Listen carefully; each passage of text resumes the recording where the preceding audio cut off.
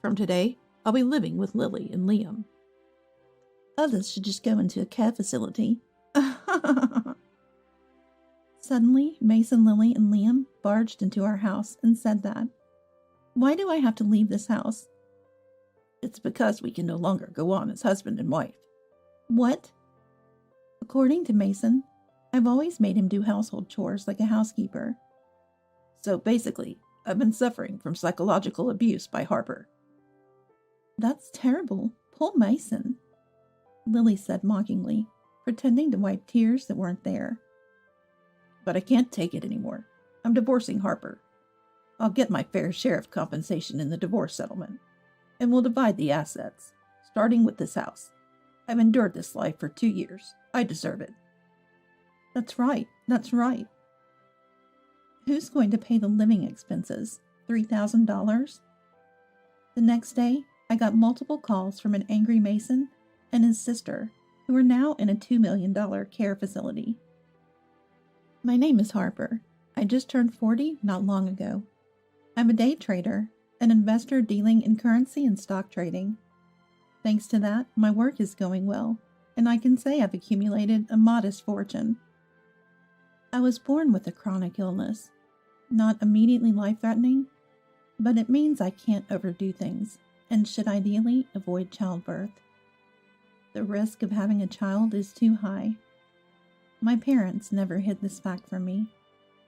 From a young age, I've faced my illness and been raised to live life with resolve. My dad, who worked at a securities firm, taught me about stocks, enabling me to do this job now. My husband's name is Mason. He's 30. He's 10 years younger than me, and we've been married for 2 years. Our meeting was when Mason joined as an employee at a restaurant I frequented. I thought he was handsome, but nothing more than a customer-employee relationship. But somehow, he became fond of me, moving from friend to lover, and before I knew it, we were considering marriage. I thought I couldn't go on like this. I thought it wasn't right, given that I can't have children. Mason was still in his 20s. I couldn't let him give up the possibility of having his own children for me. I refused his proposal at first, but then Mason said, I proposed because I want to live with you, Harper. If I wanted children, I would have chosen someone else from the start. Don't you trust me?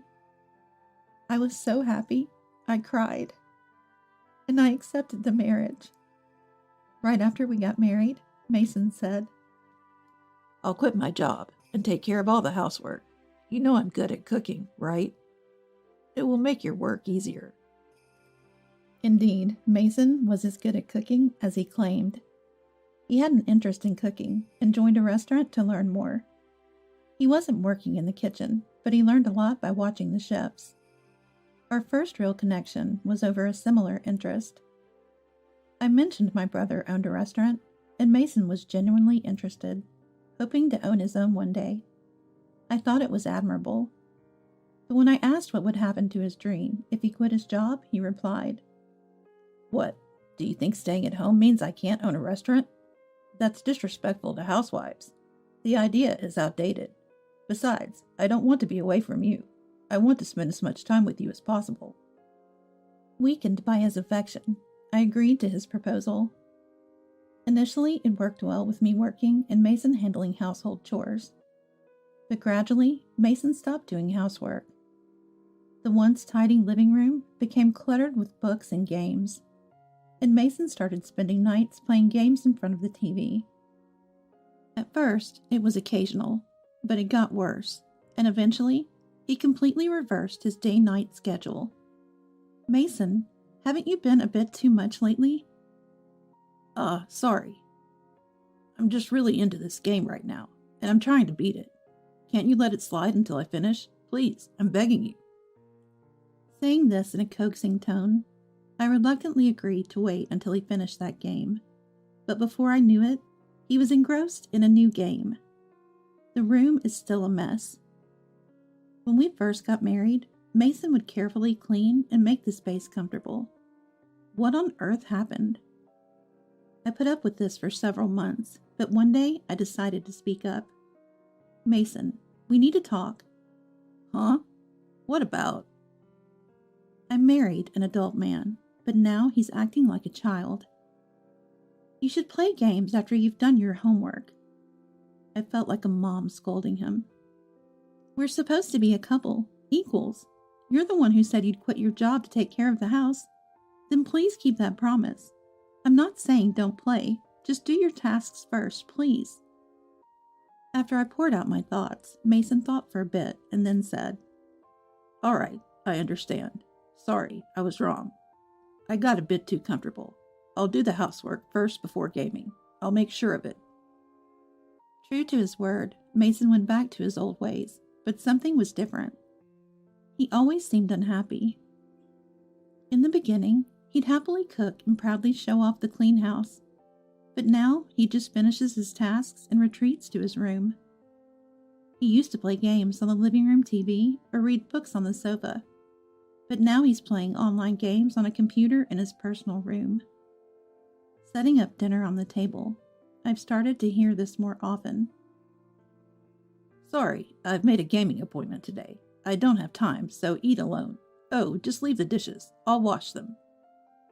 Watching Mason walk into his room, I eat alone, feeling lonely. Even delicious food loses its taste this way.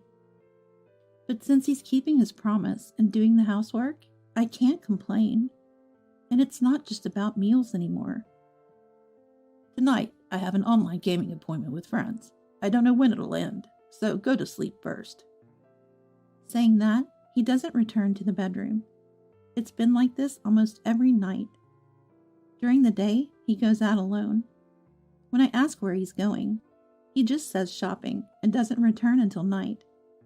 But even then, he always prepares my meal. It feels like sarcasm. Since I only asked him to take care of the house, with cleaning, laundry, and cooking all done, it's hard to complain. But this isn't life as a family. It's like living with a live-in housekeeper. Now we hardly even talk. I just eat the cold, prepared meals alone, change into clean clothes, and blankly sit in the tidy room. I think I'd be less lonely alone. Looking at Mason's door, I feel sad and tear up. But still, I hope things will settle down. We'll return to our normal lives, I think, and silently endure. Then, after a year of this, Mason suddenly makes this declaration. I'm going to live with Lily and Liam from today. The rest can go to a care facility. Suddenly, Mason, sister-in-law Lily, and sister-in-law's husband Liam came into our house and said that. It made no sense. I thought Mason moving here for our marriage meant Lily and Liam were moving to the apartment he left. Wait, you mean you're leaving this house to go back to your old apartment? Confused, I asked that, and the three of them looked at each other and laughed.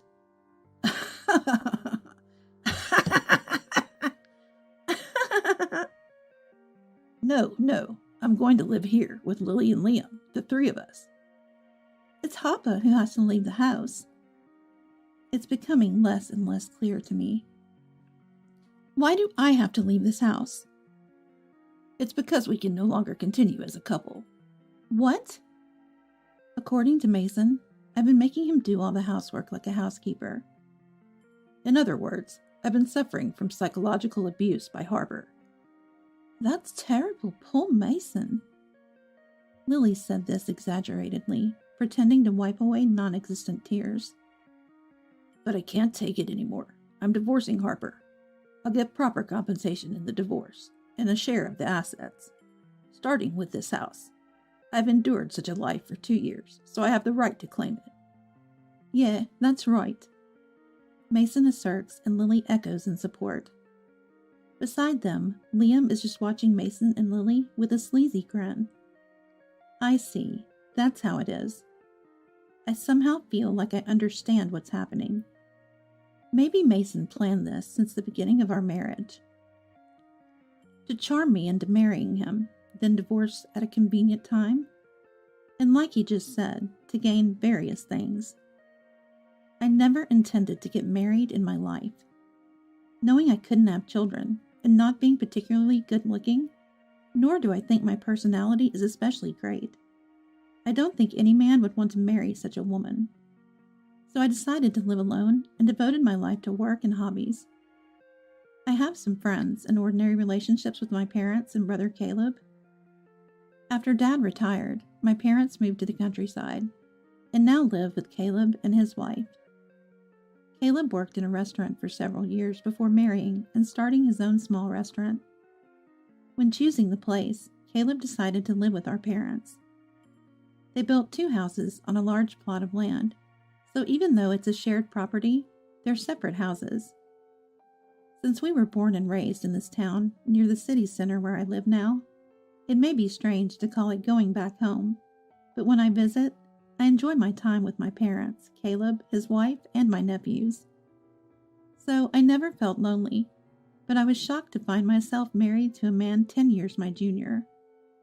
Looking back, I guess I was smoothly deceived.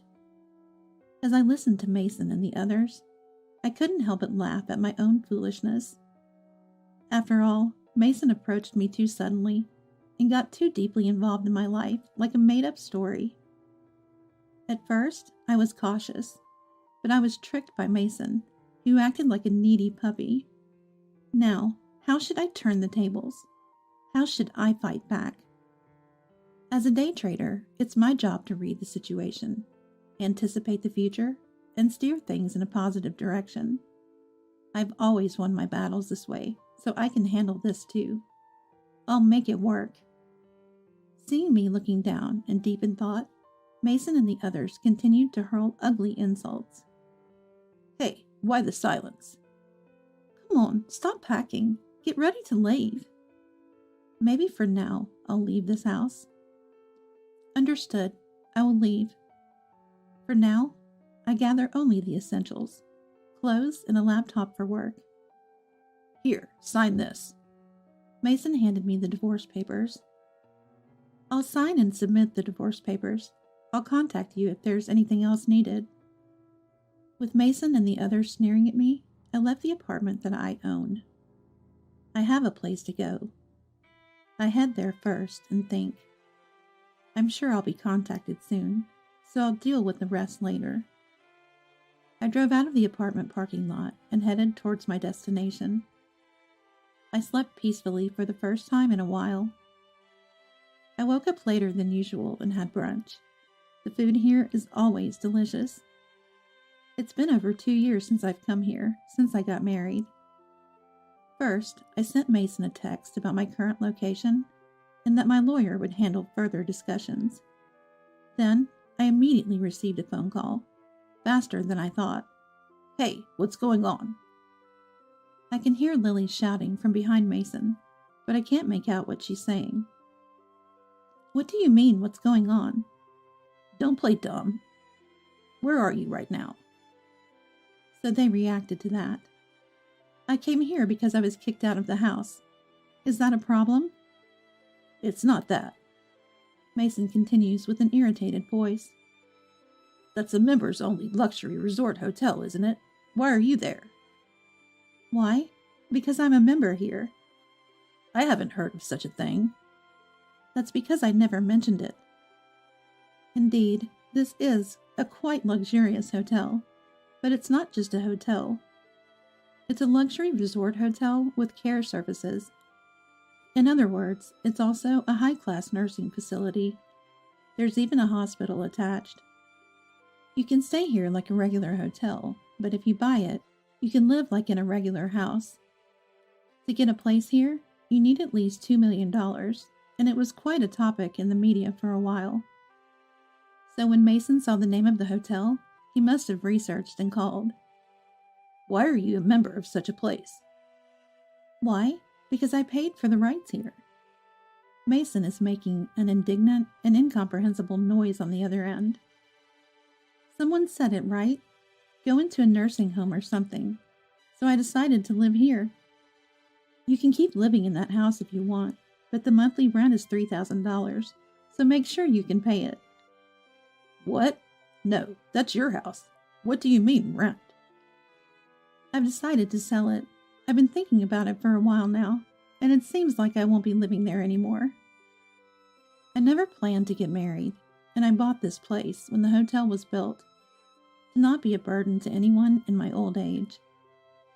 I already owned the apartment I lived in until yesterday, but I rushed to secure this facility, not knowing when it might be available again.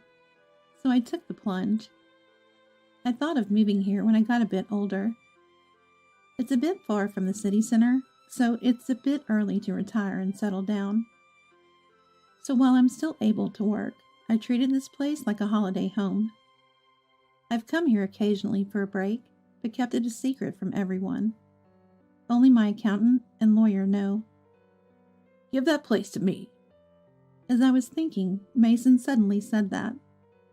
That's my settlement, okay? I'll take that too. No, I can give you back the apartment. I'll live there. Such a convenient argument. Who would agree to such a thing? I'm astonished. I have no intention of giving it to you. Also, please do not contact me directly from now on. Communicate through the lawyer. You have the contact information, right? Bye. I hung up the phone and turned off my mobile phone. Now maybe I'll go to the spa and get rid of this fatigue. Not just from yesterday, but from these past 2 years. To my surprise, Mason, Lily, and Liam showed up at the hotel the next day. Mason seemed to insist at the front desk that he had the right to enter his family. I had asked not to let anyone in without my permission, and they wouldn't let people in without consent anyway. It's a really well-managed facility. I thought about completely ignoring them, but didn't want to cause trouble for the facility. Reluctantly, I agreed to meet in the hotel lobby. There are other people around, and the concierge is right there. If anything happens, I can get help.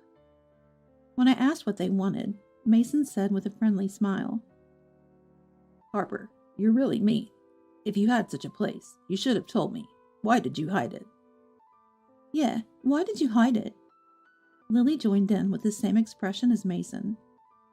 Looking at them, they really do resemble each other, brother and sister, both in their facial features and their pettiness. It doesn't matter anymore, so there's no need to talk about it. Please leave, you're bothering me. We're a couple, aren't we? Ex-couple. I told Mason that I had filed for divorce on my way here yesterday. So you and I have nothing to do with each other anymore. Why would you file it on your own? Why on my own? They were the ones who issued the divorce papers and handed them to me for signing. It's okay. We can just get remarried. Yeah, let's do that.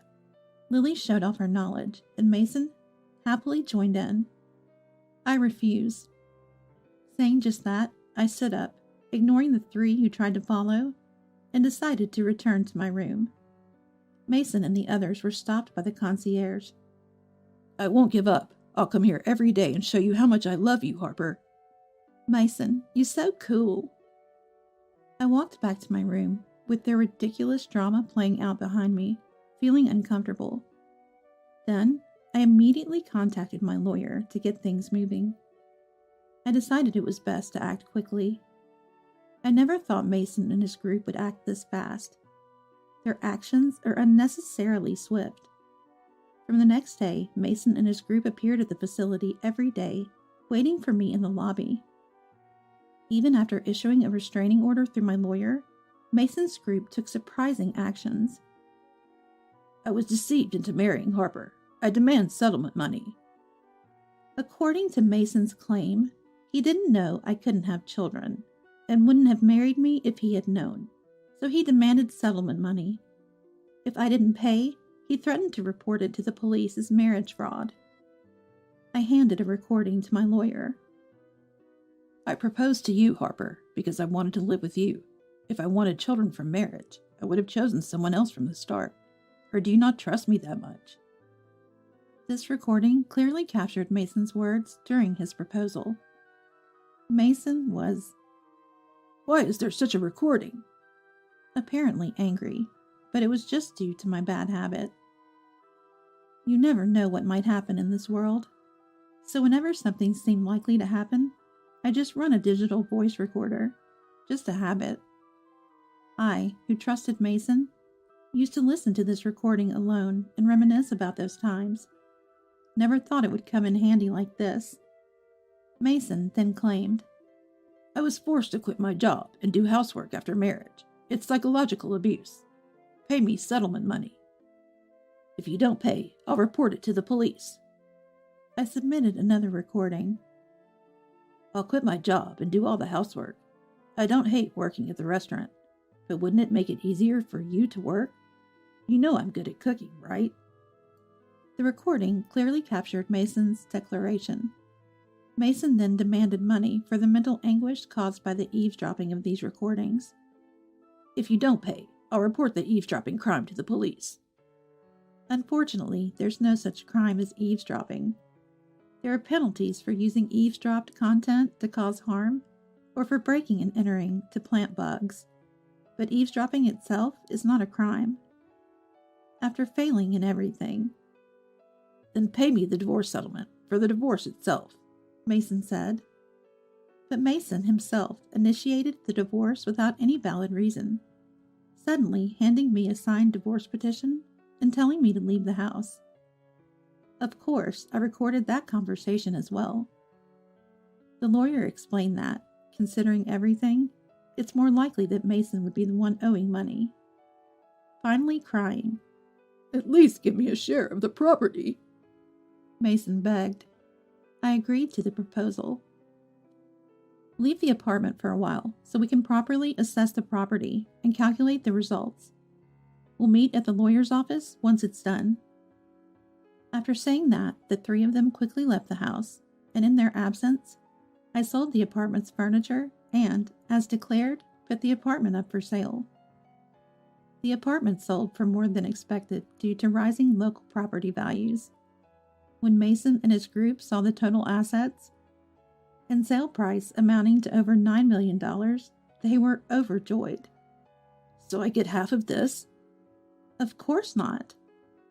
This was just the total amount of assets I had accumulated on my own. The lawyer handed Mason the calculation of his share, and he became angry. Why? Why don't I get anything? The lawyer carefully explained to Mason. Most of my assets were accumulated before our marriage, so Mason had no right to them. He had rights to half of the income after marriage, but after deducting living expenses and necessary costs, and the divorce settlement I demanded, he actually owed money. Why do I have to pay the divorce settlement? This too was explained by the lawyer with documentation. Mason had been cheating. The other woman was someone he met in an online game. Mason had apparently told her that I was 10 years older and sick, and that if something happened to me, he would inherit everything, and even now he could use as much money as he wanted.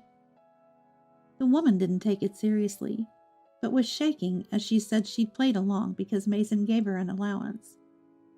Under the condition of not making any claims against her, she agreed to testify. Mason, you said things like this, didn't you? The recording of the woman's testimony was played. It went like this. Mason had told the woman about my health condition, which would be life-threatening if I were to have children. Furthermore, he planned to plead with me to bear his child if necessary, thinking I would do it at the risk of my own life. She testified that he said this with a laugh. Be thankful I'm not reporting this to the police. Thanks to you, I had some fun dreams, and Mason's cooking was good, so I won't ask for anything more. Mason accepted everything. Thus, my short marriage came to an unhappy end. I don't know what happened to Mason, Lily, and Liam afterward, nor do I want to. As long as they never appear before me again, that's fine. Pressing them further would only make me feel miserable. Honestly, it was quite a mental blow, but fortunately, I had plenty of money and time to heal. I embarked on a world tour on a luxury cruise ship. On the ship, I met various people from around the world, saw different places, and had a great time. Some were wonderful, and I almost got the wrong idea. But remembering Mason, I restrained myself. I didn't want to get hurt over the same thing again. That's what I decided. After returning home, I started a new life. I lived leisurely at the resort hotel for a while, but soon got bored. I'm only 40 years old. When I think about it, I'm still young. Living with younger Mason made me always conscious of my age. On the year-long cruise, I met a lady who was over 80 and still looking for new love. At half her age, why should I give up on everything? Though it ended badly, falling in love was fun. Why should I give up that joy, that possibility, just because I got hurt by someone like him? I felt that way. As I was thinking, my mobile phone blinked, indicating a text message. It was from a man I met on the ship. He was coming to America and asked if we could have dinner. He had been on the ship with his high school daughter. We got along well and often spent time together at the ports. Maybe having a daughter feels like this. I remember enjoying our time together with that thought. I replied, I would love to meet, feeling a little excitement. From the halfway point of my life, I take another new step forward. You've inherited over $3 million, right? We've already started building a duplex for us to live together. I've even included the kitchen of my dreams. My mother-in-law says in a tone that's almost dreamy. I've quit my job. I'm planning to start a business with the inheritance that Ashley has received. My husband announces, looking oddly pleased. Well, wait a minute. I've told you I haven't received any inheritance yet, right? You've quit your job and you're building a duplex. What's happening? Don't lie. It's clear you've inherited. How about we take a trip before the house gets built? How about Hawaii? My father-in-law chimes in, adding to the growing confusion with my husband and my mother-in-law. What on earth are these people thinking? They want to use the precious inheritance I received from my mother and spend it on whatever they please? Even though I was filled with rage, I didn't know what to do. The story goes back a few months ago. My name is Ashley. I'm 38 years old and work as a high school teacher. I married David, an office worker who is 2 years older than me, 12 years ago. Soon after we got married, our only daughter Julie was born. And since then, my days have been filled with work and child rearing. Today is the day I'm visiting my hospitalized mother with my daughter. Oh, Grandma, it's been a while. Well, Julie, welcome.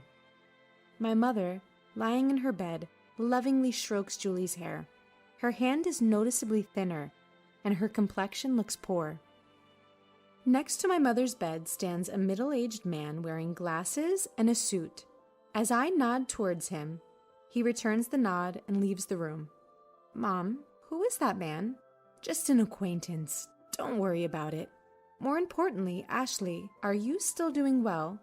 And David, is he well? My mother's eyes, a shade close to blue, sparkle softly as she smiles. She met my father, who ran an import-export business overseas and came to the U.S. as his bride. Raising a child in a foreign country must have been hard, but my mother and father worked together to bring me up. One of the reasons I am able to work as a teacher today is because my mother taught me many things since I was small. I am deeply grateful to my parents, who raised me with love in a wealthy family. After my father passed away a few years ago, my mother, now alone, fell ill and was hospitalized. She transferred the business to a relative, and now she spends her remaining days quietly in the hospital. I'm fine, Mom. Is there anything you need? Just having you and Julie come to see me is more than enough. After having such a conversation and spending a good amount of time talking with my mother, Julie and I headed home. Julie talks to my mother about things that happened at school and the book she has recently read. She's at that tricky age of 10, but our relationship is good. Even if I take away my parental bias, I think she is a bright and honest child who is growing up well. We're home! Oh, welcome back! How's my mother-in-law doing? David asks as he greets us. Mom is as usual. How about you? Your seminar? Was it? Oh, I heard some good stuff. Looking forward to the next one. Recently, my husband has been attending seminars on quitting his job and starting a side business. He must want more money, but the company he works for will not top tier. It's not bad, and with my salary, we're doing just fine. I find it distasteful when he is so greedy for money, which I suppose he gets from his parents. Ever since we got married, I've been put off by his parents' excessive stinginess and their habit of begging for small amounts of money whenever we see them. So, I've been keeping my distance. They've never given Julie any Christmas gifts. Fortunately, my in-laws live far away, so we don't have to interact much. And my husband does well with household chores, so I guess it's okay. As long as I have my mother, my husband, Julie, and our modest but ordinary life, I'm content. Then, one day, I got a call from the hospital. My mother's condition had suddenly worsened, and she was in critical condition. When my family rushed to the hospital, my mother was barely breathing. Mom? Mom? Grandma? No! Ashley, I always wanted you to be happy. Cherish Julie more than anything. I love you. In the end, those were my mother's last words. My mother, who raised me with all her heart with my father. My mother, who adored Julie from the bottom of her heart. My mother's face in the coffin was peaceful, and all I could do was cry. Julie was by my side, crying with me. A little while after my mother passed away, an envelope arrived at our house. A law firm? Ashley was perplexed as she opened the envelope from an unfamiliar sender. Inside was a document stating, I have been entrusted with your mother's will, which leaves all of her inheritance to you. Ashley and her mother had never discussed the subject of inheritance before, so she was taken aback. However, since the letter had indeed arrived, she decided to visit the law firm on her own. Hello, I'm the attorney, Ed. The man who appeared was the middle-aged gentleman with glasses who had been present when she had visited her mother in the hospital. You were in my mother's hospital room before. Ashley questioned the man with the familiar face. Yes, we met in the hospital room, actually, from that time. I was entrusted by your mother. Hearing Ed's kind voice, Ashley found herself on the verge of tears. And then, I was shocked beyond belief. Whoa, 500 million? Yes, Ashley, when your father passed away, you waived your right to the inheritance, so your mother could receive it all, right? When you add that inheritance to your mother's personal assets, even after deducting taxes, this is the amount. Your mother has named you as the sole heir. My parents had indeed been wealthy, but I hadn't imagined that they had left such an inheritance. I had never asked my parents for money after getting married and avoided the topic of inheritance as it seemed unlucky. Feeling dizzy, I realized this must be an expression of love from my mother. With that thought, I left the procedures to Ed. Your mother cared about you more than anything. She instructed me to assist you if necessary. Please feel free to discuss anything with me. Thank you. I appreciate your help. Ashley bowed her head several times to Ed and left the room. Time passed, and it was around the time of her mother's 49th day memorial service. Her husband, David, began to frequently ask about her mother's inheritance. When they had married, her father was still running his business, so David was vaguely aware that they were wealthy. Each time she asked him to stop talking about it while she was still mourning, he would fall silent, only to suddenly bring up the matter of money after some time. The worst were my in-laws. When they came to my mother's memorial service, my father-in-law said, Ashley, if you are worried about the inheritance, we can help. Hey, we've had our fair share of disputes over inheritance when unmarried siblings died. Inheritance can be complicated. If you're troubled, feel free to talk about it. That's right, rely on us too. Yes.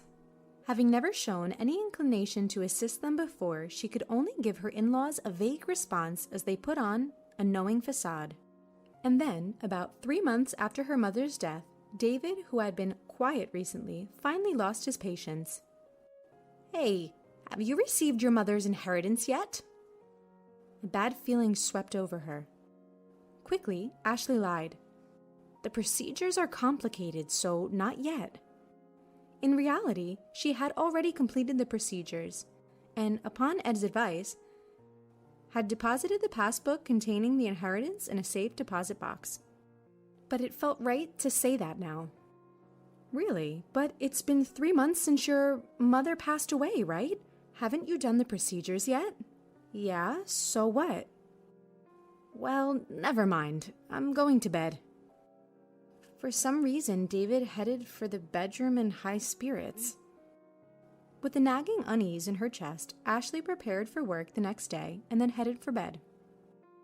The next day, as Ashley and Julie were cleaning up after dinner, the doorbell rang. Julie hurried to the door, and when Ashley poked her head out from the kitchen, she saw her in-laws who had dropped by unexpectedly, and David returning from work. Why are my father-in-law and mother-in-law here? It's not a big deal. Julie, go to your room. Julie glanced anxiously at us and headed to her room. What's going on? Never mind that. Ashley, we have something to celebrate today. Ed, her father-in-law, was in high spirits as he opened their fridge and took out a beer. Celebration? You inherited more than $300 million, didn't you? We've already started building a duplex house for us to live together. It even comes with a dreamlike modern kitchen. The one who spoke in the dreamy tone was her mother-in-law. What? What are you talking about? Ashley, be happy. We've decided to build a duplex house. We used half of our savings and the money that Mom and Dad have put aside for the down payment. The loan is under my name, but you can pay it all at once with your inheritance, right? Give back to the two of them. What? I quit my job. I decided to start a business using that inheritance you received. David, her husband, looked somehow satisfied as he said these words. Wait a minute. What are you talking about? I told you, I haven't received the inheritance yet. Didn't I? And what does quitting your job and a duplex house mean? Don't lie. It's clear you've inherited. How about we go on a trip before the house is built? How about Hawaii? Amidst the escalating chaos, David and her mother-in-law were getting excited, agreeing with what Ed said. Then David said, laughing scornfully, You're stingy, Ashley. We've looked into it because you kept saying you hadn't received the inheritance. You can't renounce an inheritance if you don't process it within 3 months. Whether you lied or told the truth about not processing, you still have inherited, right? That is... Considering the scale of my father-in-law's company, there must be more than 300 million, right? We'll be able to live comfortably, thanks to them. Thank you, mother-in-law. Be sure to prepare the money for the duplex house as soon as possible. And my capital, too. Seeing David speak like that made her dizzy. What on earth are these people who want to use my precious inheritance that I received from my mother as they please and indulge in luxury? Although I was filled with intense anger and was about to yell, I couldn't say a word. I was worried about Julie, who was in the other room. I'm going outside for a bit. I called out to the three of them, but they didn't hear me, happily discussing how they'd use the inheritance, and I went out without even taking my wallet. The night wind was cool, and it was then that the tears came. I went to a hilltop park where I used to come with my mother, and I cried, holding back my voice. My anger didn't subside, feeling frustrated, and my heart was worn out from being exploited like that. My emotions were a mess. But she couldn't just say she wanted a divorce. They still had their child, Julie. Her mother's words, "Take care of Julie, above all else," came back to her, and tears spilled again. Suddenly, someone spoke to her. Surprised, she opened her eyes, and the person began to speak softly. 3 days later, she called her husband and in-laws to a restaurant with private rooms. So, you finally came back home after that day. Did you withdraw the money? Ashley, you shouldn't leave home without telling your husband. Exactly. Ignoring the words of the 3 people, she took out a document. It was a divorce notice, already filled out. David, I want a divorce. What? What are you saying? Her husband looked panicked, and her in-laws looked at each other. I can't go on with you anymore. What are you saying? David's face was turning red as he lashed out at her. You're leaving us after receiving the inheritance? You changed because you got the money. You miser. That's my words. Ashley snapped back. Ever since I inherited my mother's estate, you've been out of control. Quitting jobs to start a business? Deciding to live with in-laws without even asking? Taking out my savings to build a 2-family home? And then planning a trip to Hawaii? Who is the one who changed when the money came in? I can't possibly stay with such people. Wait, you can't just divorce me like that. That's right. Our savings after marriage are shared property. Half of the inheritance belongs to David, no matter what. That's correct. If it comes to that, we will take $300 million with us. David and my in-laws were foaming at the mouth as they approached me. Just as I was about to respond, the door to the private room slid open. Dad, Grandpa and Grandma should know better. The inheritance Mom received doesn't become shared property. Right, Mr. Ed? There stood my daughter Julie and Attorney Ed. Julie? And who are you? I'm Attorney Ed. Ashley's mother had entrusted me with this matter, and I've been advising Ashley. As Ed bowed, Dave seemed flustered. That's all well and good, but wait. The inheritance doesn't become shared property? That's correct. Inherited property from a deceased parent does not become shared property, nor is it subject to division of property. What? You've got to be kidding me. Is this a mistake? That can't be. In front of the flustered 3, I was taken aback. It seems that they really thought that the inheritance I received would become their property. In that case, it's even more reason not to divorce. I'll cling to you no matter what. My husband with bloodshot eyes shouted out without any regard. Stop it already! That was Julie. She continued her calm words. Since Mom suggested divorce, no. Since Mom inherited the estate, has Dad ever thought about Mom once? Grandpa and Grandma only ever talk about money. They never once mentioned me. I can't consider such people as family. David and my in-laws were taken aback. The day I was crying about my inheritance, Julie was the one who spoke up. Julie came running after me and she told me, Dad, Grandpa and Grandma are too much, trying to take Grandma's legacy for themselves. Mom, I'm on your side. Let's fight this together. With those words, I made up my mind, contacted Ed, and arranged this meeting. Julie, it's not like that. Dad wants you to be happy. That's right, Julie dear. You'd be happier living with us, wouldn't you? That's right. A child shouldn't interfere. My desperate husband and still assertive in-laws. Julie, with an exasperated look on her face, said, I'm going with Mom. I can't bear to be with you anymore. Julie said this and looked away. Anyway, we've made up our minds. Julie and I will be leaving. As I said this calmly, David got angry. Hey, I've never cheated and you can't force a divorce. I'll hire a lawyer. We'll get that money one way or another. If that's the case, I will take care of it from here. Ed spoke quietly.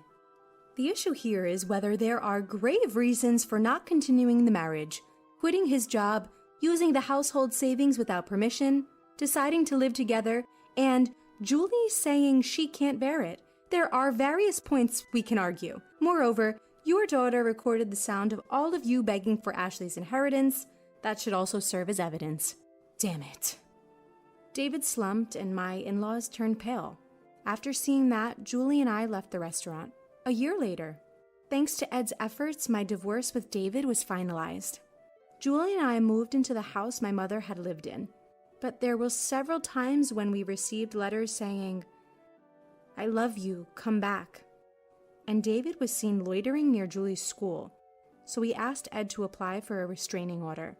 After that, it was quiet. According to the rumors, they actually did build a 2-family home.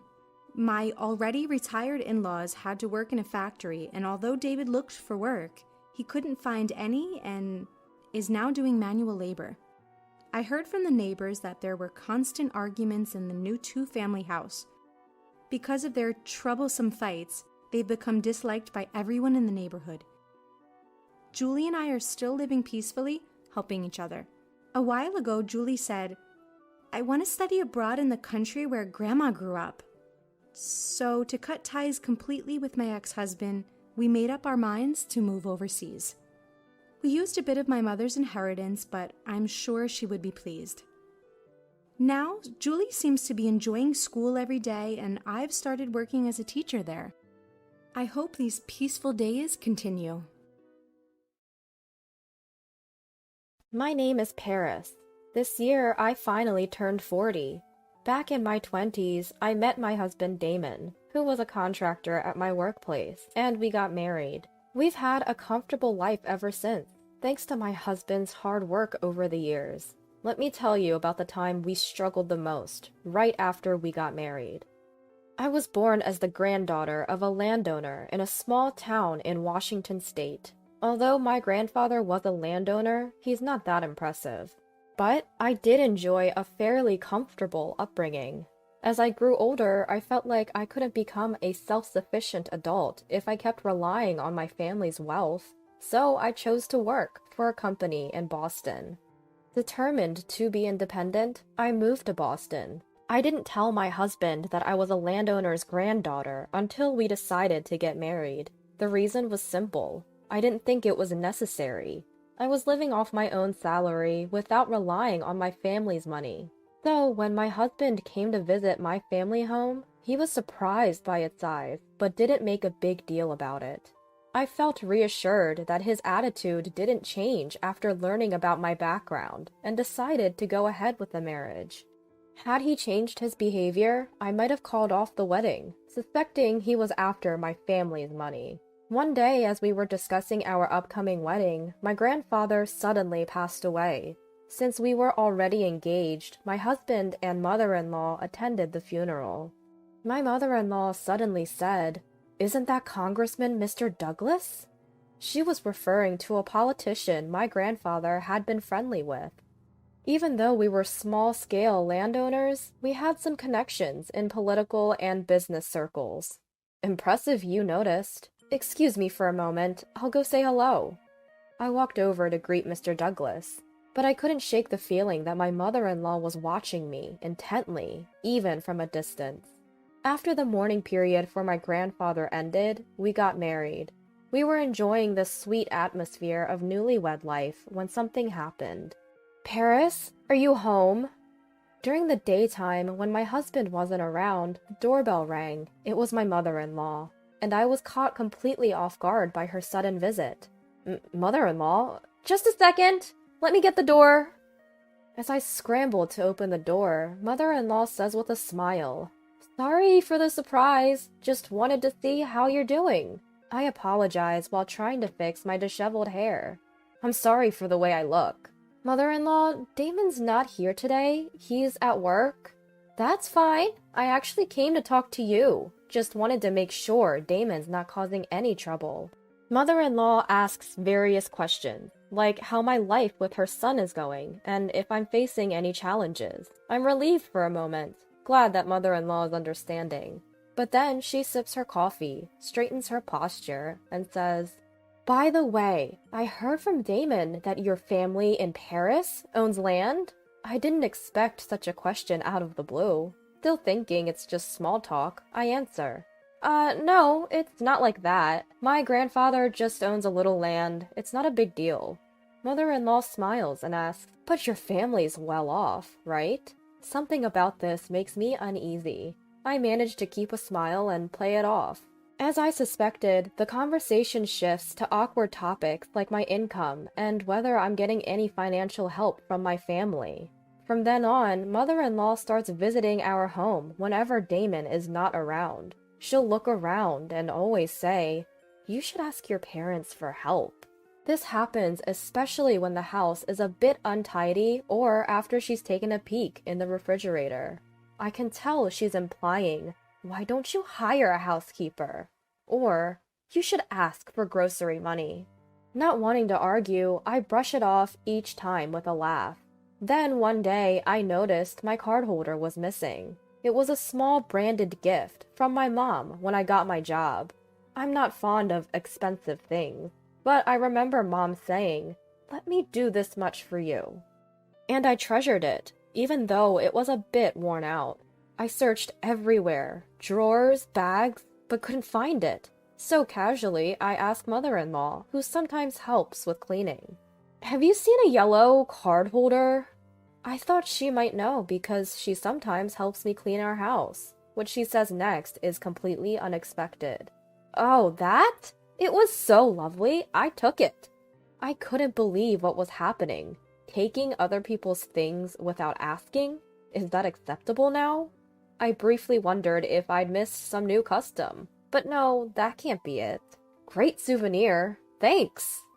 Why am I being thanked for something I never gave? I was so shocked I couldn't find the words. That's actually something special my mom gave me, so I can't just give it away. There's a lot I want to say, but I stick to the bare minimum to make my point, not wanting to escalate things. I try hard to calm my racing heart and muster some semblance of respect, because after all, she's my mother-in-law. "Oh, really? That's too bad. I really liked it." "Fine. Here, it's back. Now give me something else." Wow, I'm stumped. I couldn't believe it. I really wanted that card holder back, so I exchanged it for some organic tomatoes we'd gotten from a neighbor. She seemed unhappy with the tomatoes at first, but once I explained they were organically grown and hard to find in stores, she seemed satisfied. But it got me thinking. All those times she'd come over to help tidy up, she was actually snooping for valuables. She practically knows the contents of our entire house, and it gave me the creeps. I thought she was strange, but I hoped this would be the end of it. I decided to keep this whole ordeal to myself, so I never told my husband. But then, she showed up again, not long after the incident. The nerve of her to come back after all that. Although I reined in my annoyance, remembering she is my mother-in-law after all. "Paris, let's go out for lunch today. I know a delicious place." She invited me out, which was unusual, so I had a glimmer of hope that maybe she was going to apologize for last time. But the reality was quite the opposite. As we were leaving the restaurant after an enjoyable lunch, "Oh no, I forgot my wallet! Paris, can you cover for me?" she said.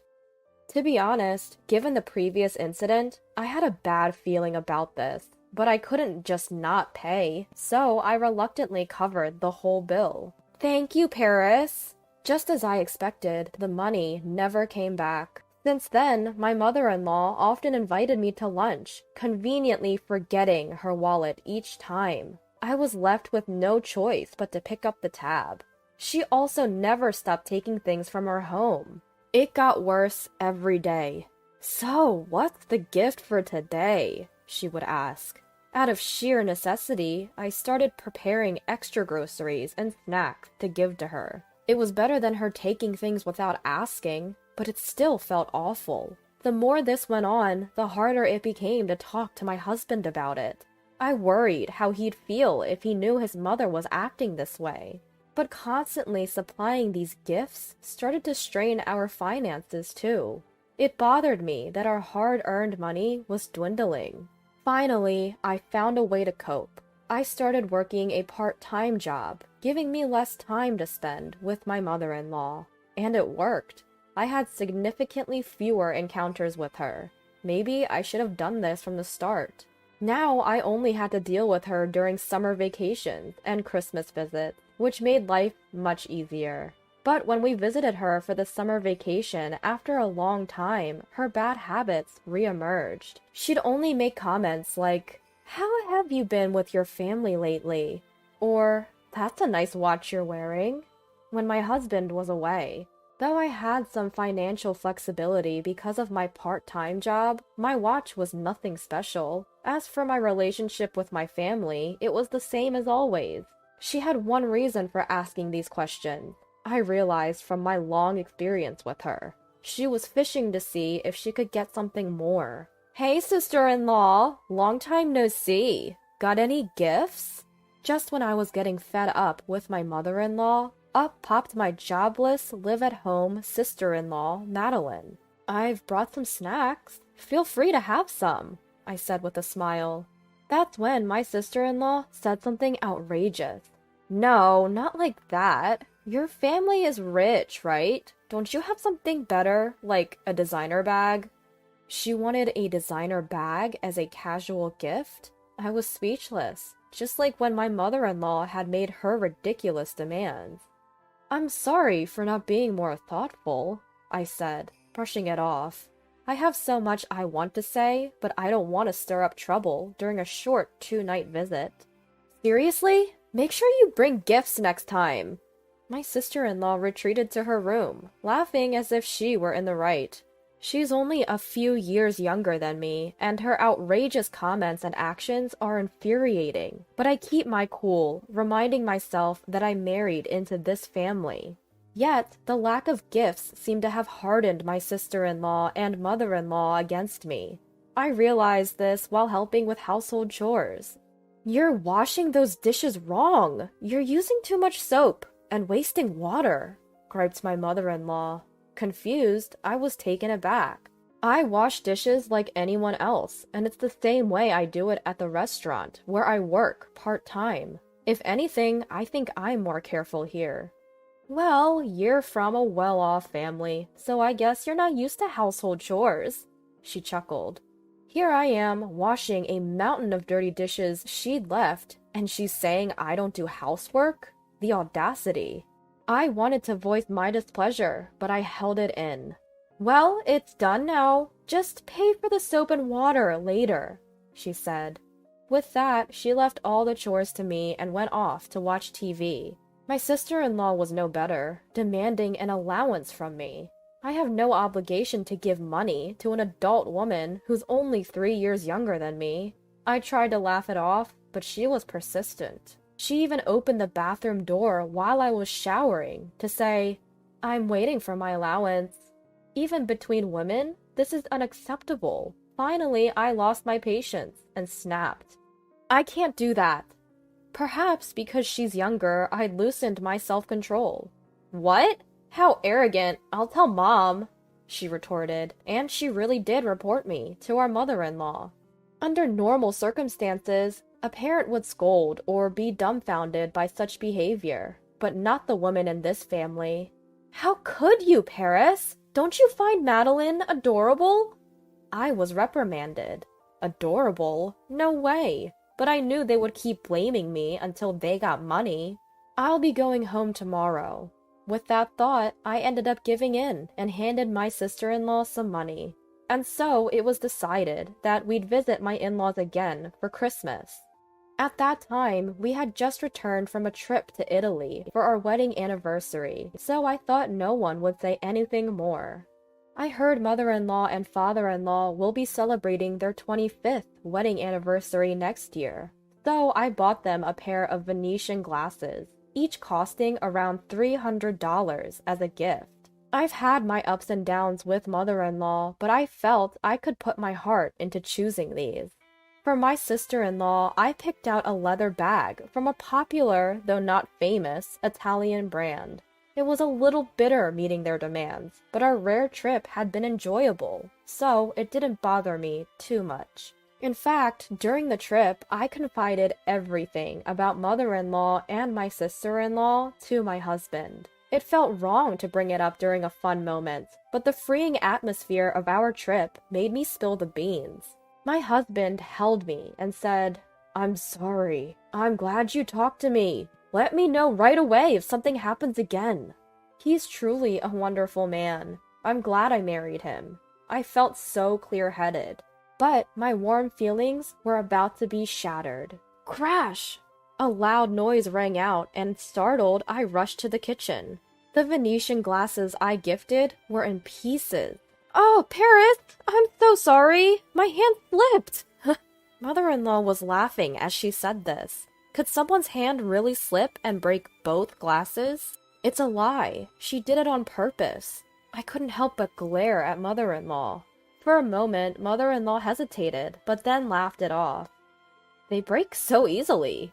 "Wow, what happened? Did it break?" My sister-in-law was drawn in by the noise. "Yes, it did. It was just an accident." This is not how someone who breaks a gift within hours should act. I couldn't believe the nerve of these two, laughing non-stop in this situation. Memories of past grievances flooded back. I'd carefully chosen these gifts, thinking of mother-in-law and father-in-law. I stared at the broken glasses, my heart sinking, when my sister-in-law looked at me. "Well, if it's such a cheap thing that breaks easily, you shouldn't have bothered. If you're wealthy, bring something high-end, at least." My stepsister nodded in agreement with my mother-in-law's words.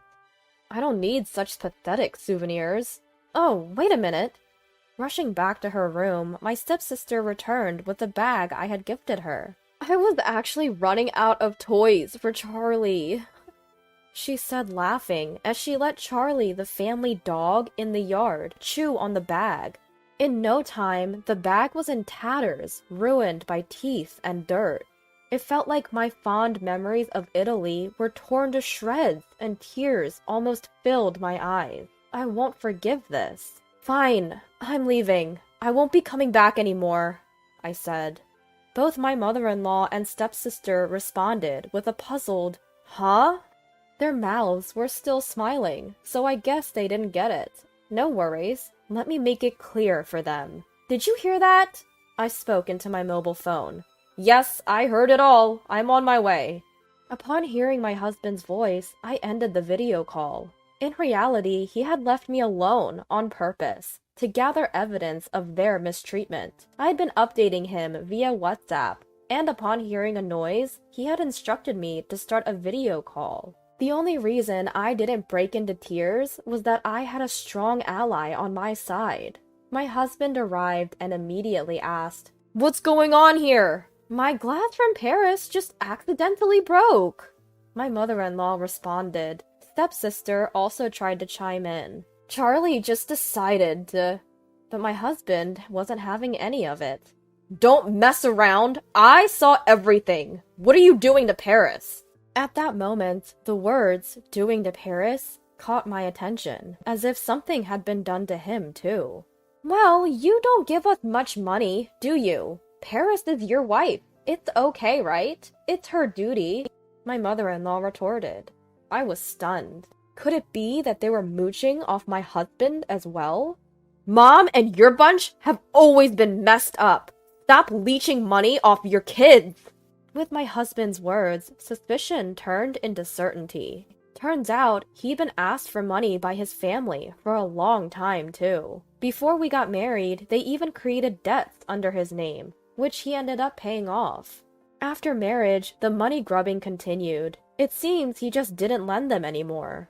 I was truly shocked to find this out, but maybe he felt it wasn't necessary to tell me, just like I hadn't told him I was the grandchild of a landowner. He probably thought it was a problem only he had to deal with. Never could he have imagined that they'd target his wife. But since my parents were landowners, they now targeted me. How far will these people go to squeeze money out of others? It's disgusting. Even if they're my husband's family, they're awful. "That's it! If you're going to go after Paris, too, then it's a different story." My husband raised his voice. "From now on, I'm cutting ties with this family. I'll sell off everything I bought, from cars to household items. You better find a new TV and fridge, quick! At this moment, my mother-in-law and sister-in-law were visibly stunned. And for good reason.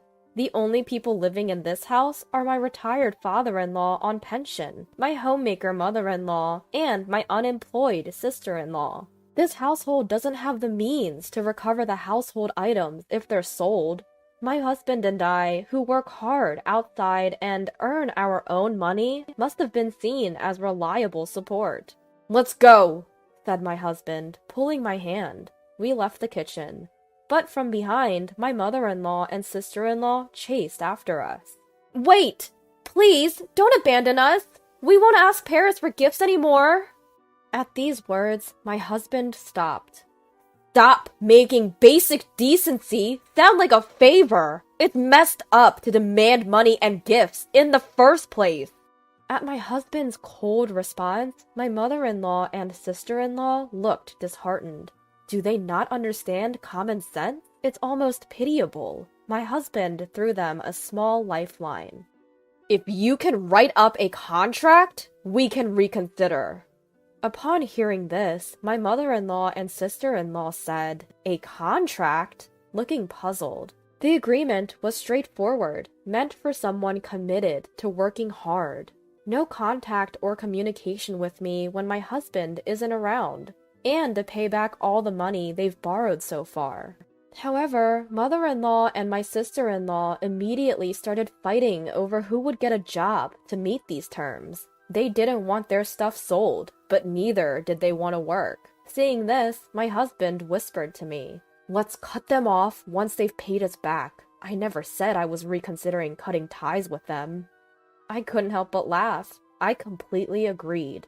I didn't want to be associated with these people who had nothing better to do than rely on others. After that, we never visited my husband's family home again. Over 10 years have passed. The financial state of my husband's family has been in shambles, struggling to pay rent, daily expenses, and other debts. Mother-in-law and my sister-in-law are working, sort of. But with no qualifications or solid work experience, they're stuck in low-paying jobs, or in poor work environments. Given their selfish attitudes, it's no surprise they can't hold on to a job. Despite that, they don't want to give up their lavish lifestyles, so their debt keeps piling up. They keep reaching out to my husband, begging for help, but he's firmly rejected them, effectively cutting off ties. As for my husband, his diligent work has paid off, and he's climbed the corporate ladder quite impressively. I've quit my part-time job and returned to being a stay-at-home mom. We've had a child, and my husband has created an environment where I can focus solely on raising our kid. Now my life is as peaceful and fulfilling as when I lived with my parents, if not more so. I'm grateful for having such a wonderful husband. Your parents' achievements don't define you. Similarly, if your parents are terrible, it doesn't mean you'll turn out the same way. What matters most is your own character, no matter the circumstances you were raised in. I intend to keep growing, to always be that better version of myself. I want a divorce. What? On the day I turned 40, my husband suddenly brought up the subject of divorce. Apparently, he no longer sees me as a woman. To bring up divorce on our anniversary of all days. I cried at the cruel reality. But this divorce turmoil would steer things in an unexpected direction. My name is Rachel. I've been married to my husband Luke for 5 years, and he's 10 years younger than me. We met when I was 35. I was pursued intensely by Luke, who was only 25 at the time. I did have feelings for him, but I was also nervous about starting a relationship. That nervousness was about our age difference. Being 10 years older than him, I could never fully gain confidence in myself. I felt older compared to his friends and feared that he might get tired of our age difference someday. With those thoughts, I couldn't muster the courage to start dating him. As if he saw through my insecurities, he always had kind words for me. I truly want to marry you, Rachel. Would you consider it? I'm flattered, but I'm 10 years older than you, Luke. I might not be able to have children. Even so, I want to be with you, Rachel. Even if we can't have children, As long as you're by my side, that's all that matters to me. But I'll age faster than you, you know? I'll get wrinkles and age spots much sooner. I might even become unable to walk. I don't care about any of that. No matter how old you get, I'll love you forever." With those words, he held me close. In that moment, I could feel the anxieties within me evaporate. Instead of using my lack of confidence as an excuse, I decided to trust him. That's when I accepted his proposal, and we became officially married. We essentially had a whirlwind marriage, but I never regretted it. From then on, it was a daily effort. Although I was definitely older than when we first met, I kept my figure by jogging daily and paid special attention to my skincare. All of this was for my husband.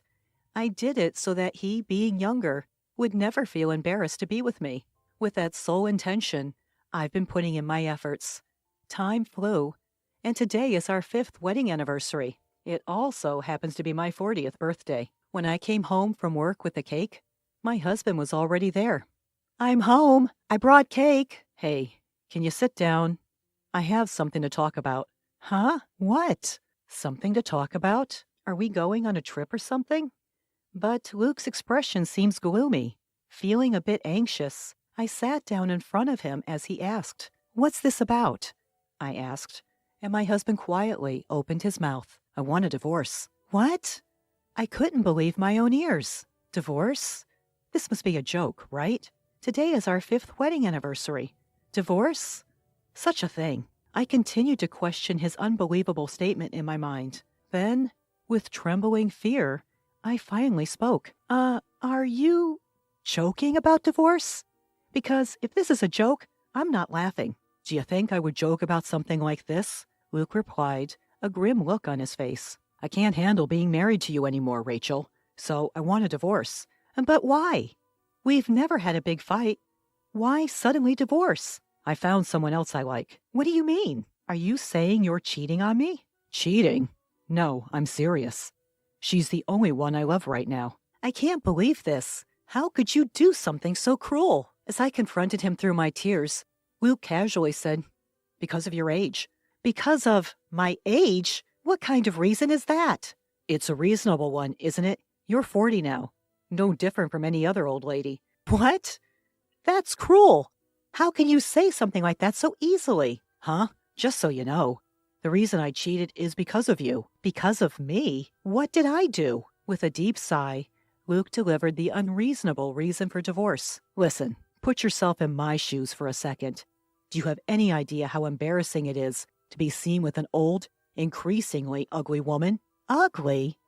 I've been working hard every day so that you wouldn't feel embarrassed, Luke." "Hard work? Ha!" Luke scoffed. "Ridiculous. Do you really think a near-menopausal hag working hard will make a difference? And do you think there's a man who wants to be with a woman whose charm has worn off? The moment a woman loses her youth, it's game over, idiot." I can't believe. The reason I had to cheat is because of you, aging and becoming ugly. It's not my fault at all. If you're going to hold a grudge, hold it against yourself." After that, Luke continued to berate me as if justifying his own infidelity. I can't wait to be with her.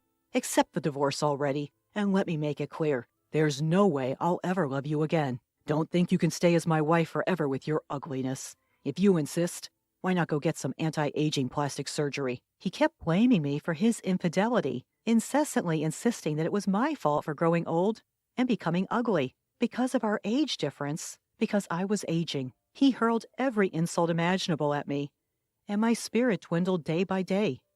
Looking visibly emaciated and my mind spiraling, my younger husband sneered. In a normal case, I should be suing my husband and his mistress for emotional distress, but I just don't have the strength for that now. As a result of the constant manipulation by my husband, I didn't even claim any compensation before finally accepting a divorce from him. Some might think I should have confided in someone, but who could say we were divorced because I was ugly? I was so crushed by my feelings of inferiority. In the end, I told my family and friends that we divorced because we couldn't have children. Ever since, I stopped going to work and shut myself in at my parents' house. I didn't go out, and I only spoke to my parents minimally. Having lost confidence in myself, I wanted to cut off any connection with the outside world. Seeing me like this, my mother took me to a well-known psychiatrist. When my name was called and I entered the room, the doctor looked at me wide-eyed. Huh? Is it really Rachel? Rachel Smith, right? Huh? Do you remember me? We were in the same class in junior high. It's me, Taylor. What? No way. That, Taylor? The man standing there was Taylor Miller, my classmate from junior high. He was never the type to stand out, but even back then, he was excellent, and his calmness and sincerity gave him a somewhat mature air. Taylor, you've become a doctor. I'm so surprised. No, I'm the one who's surprised. I never thought I'd run into you here, Rachel. You're as beautiful as ever. What? His casual comment made me blush instantly. Feeling embarrassed at flattering myself with his compliment, I quickly denied it. Stop with the flattery.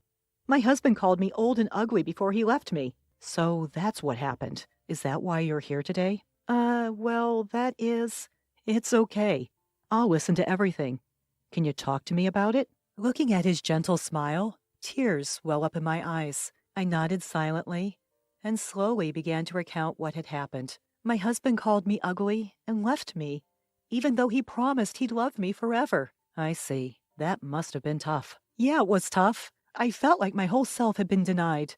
Each time I opened my mouth, tears spilled out, and I couldn't speak properly. Still, he listened to my story to the end. As a doctor, thank you for talking to me. You really did your best, Rachel. I could finally share these painful feelings with someone. Feeling relieved, all the emotions I had been holding back came pouring out at once. Since the divorce, I cried out loud for the first time. I had always wanted to confide in someone like this. I wanted help, and he was the one who saved me. In the end, he looked straight at me and said, "It's okay. You're beautiful, Rachel. You were back then, and you are now. So I want you to have more confidence in yourself." Taylor, I could feel the negative emotions that had frozen in my chest slowly melting away with his words. I felt the weight I had been carrying lighten considerably. 2 years later, as I was walking in the town, I noticed a figure approaching me. When I looked up, it was my ex-husband. "Rachel, long time no see." Yes, it's been a while." We exchanged formal greetings, and just as I was about to say, "Well then," and leave, he grabbed my arm tightly. He noticed the ring on my ring finger and made a mock surprised face. "Whoa, that's scary. That ring? It's way too much." "Ring? What's so scary about it?" "No way. The one on your ring finger. It's the wedding ring I gave you, isn't it?" "Huh? Do you still have feelings for me or something, since you're still wearing it? I'm shocked. It's a good thing I divorced an old lady like you." In that moment, my fading resentment towards him resurged. I sternly spoke to my ex-husband, who was getting all excited on his own. "What are you misunderstanding? This isn't the ring you gave me." "What?" "This is a ring I received from my current husband. I threw away the ring you gave me a long time ago." You threw it away? And what do you mean by current husband? Don't tell me." "Yes, I remarried." You remarried?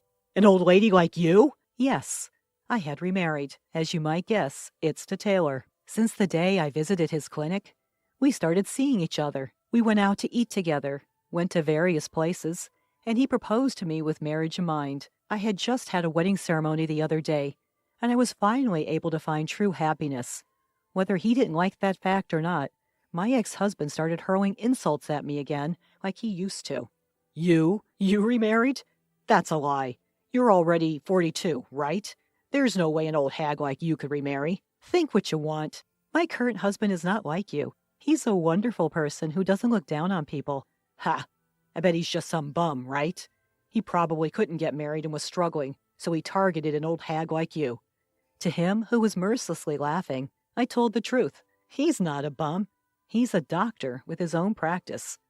A doctor with his own practice? Do you understand? He's a doctor. A doctor? You remarried a doctor?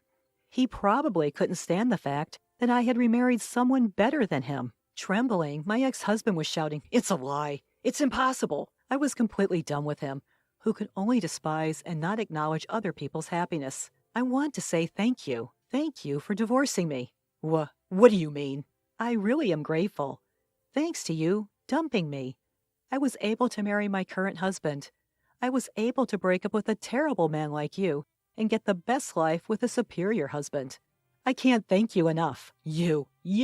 My ex-husband was about to attack me with an intense momentum. I stared at him sharply and continued speaking. I'm really glad I got to meet you here today. I've always wanted to see you. Huh? Me? Misunderstanding something. Luke quickly changed his attitude and flashed a full-faced smile. You wanted to see me. Do you still like me? You can't forget about me, even with your husband around, can you? Well, I can't forget. In fact, I've been thinking of coming to see you myself, just as I thought. You know, I've been reconsidering my preferences too. I'd rather have a mature woman like Rachel than a younger one. If you insist, I might even consider getting back together. As he said this, he reached out to touch my shoulder. I quickly brushed off his hand and replied with a stern voice, Get back together? You must be joking. That's the last thing I want. But you said you wanted to see me. Yes, I wanted to see you, but not to get back together. To demand alimony.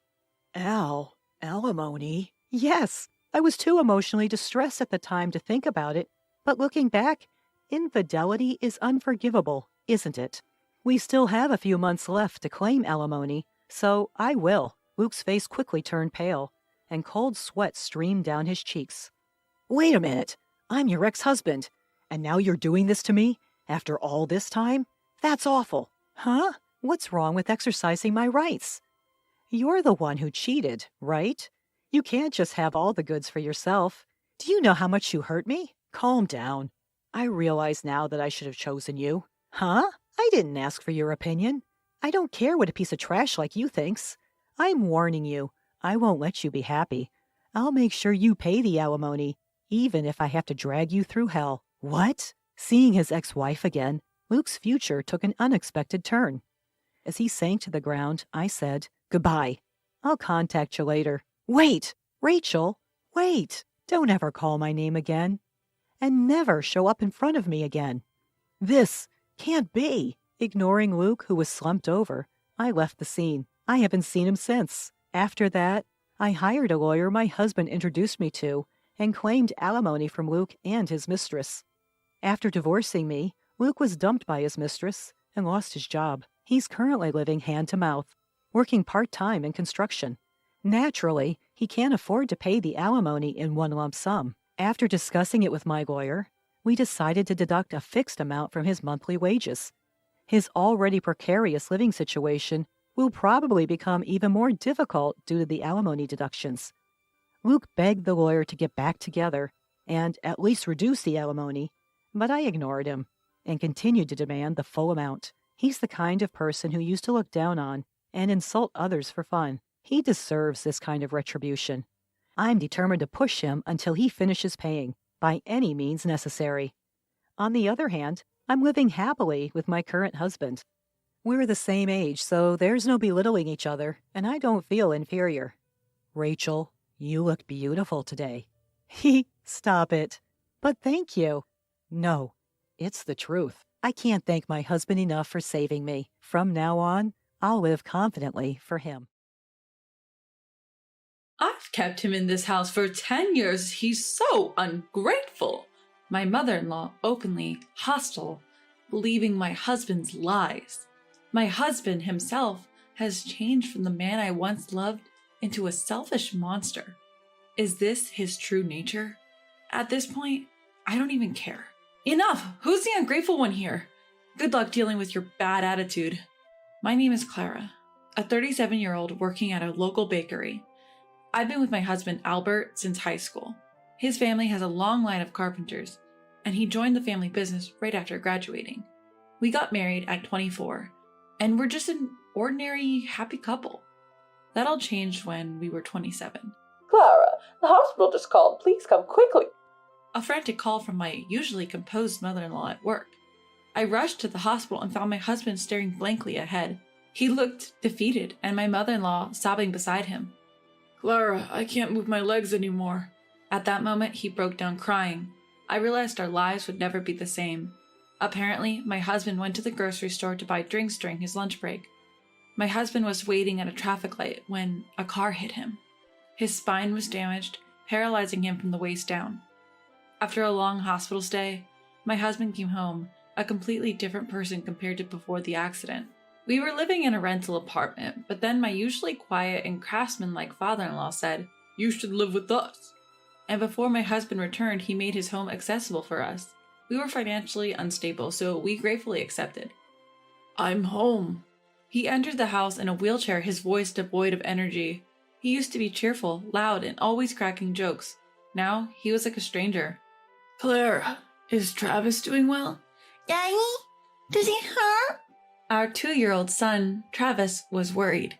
Travis loves spending time with his dad, especially going down the slide at the park. Whenever his dad has a day off, they head to the park and slide until Travis gets tired.